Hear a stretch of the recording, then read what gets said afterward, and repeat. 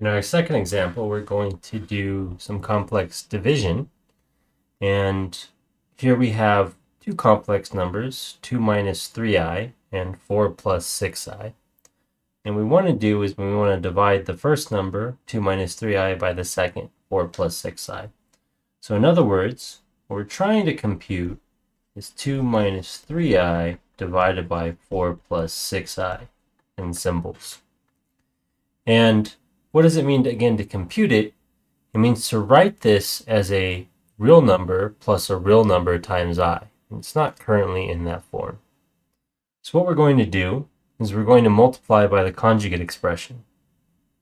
So that is, we're going to carefully choose to multiply by this way of expressing 1. 4 minus 6i over 4 minus 6i. So what is this? We take the denominator, we alter the sign of the imaginary part, right? We change the sign of the imaginary part.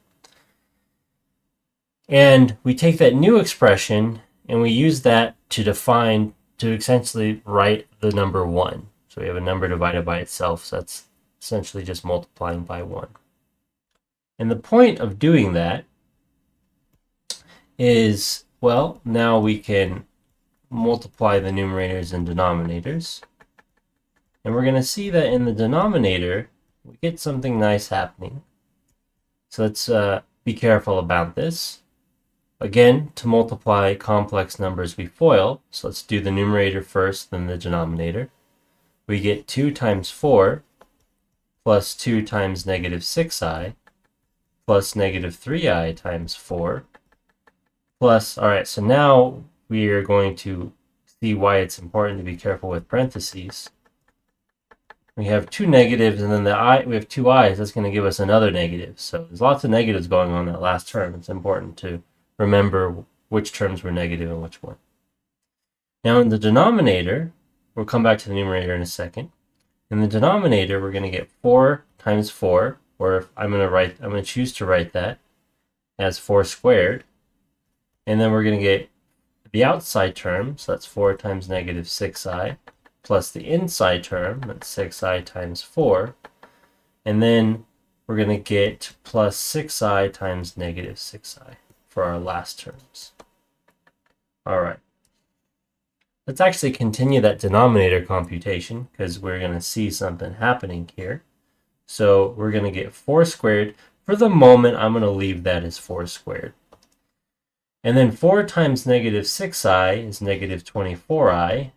6i times 4 is 24i. So those middle terms are going to cancel. In fact, let's cancel them now.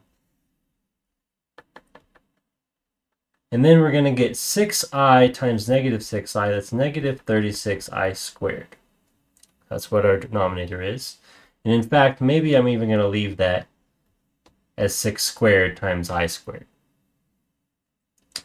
And then in the numerator, we're going to have 8 minus 12i. And then I guess that's another negative 12i.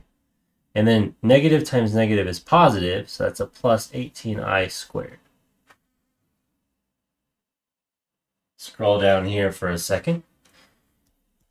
Now let's combine some of these like terms and remember that I squared is negative 1. So in the numerator, we're going to get 8 minus 14i minus 18 because I squared is negative 1.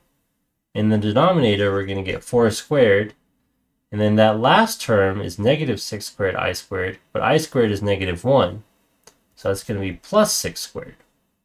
You write that 2 a little bit better. All right. So I want to take a moment and observe something real quick, and then we'll multiply out the denominator. Scroll back up for a second. When you multiply a complex number by the conjugate expression, where you negate the I term, you just get the real part squared plus the imaginary part squared. That's what we saw happening in the denominator. The cross terms cancel, and you end up getting a positive for that second, for the product of the last ones. So that's something you can use over and over and over again. All right, well, let's continue. 8 minus 18 is negative 10 minus 14i. 4 squared is 16. 6 squared is 36.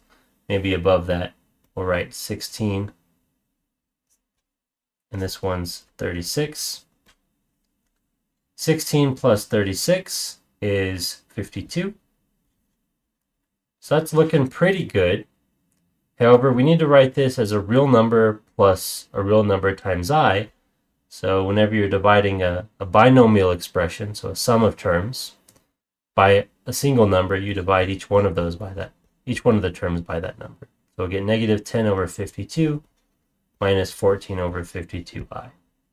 And we could even go further if we wanted to. Now we're essentially done here because we have a real number plus a real number times I, or minus, it doesn't matter. But we can even go further, and we could find a, we have some, pull out a 2 from both the numerator and denominator here to get 526, and then similarly here to get 726. So it looks like our the quotient of z1 by z2 is negative 526 minus 726i.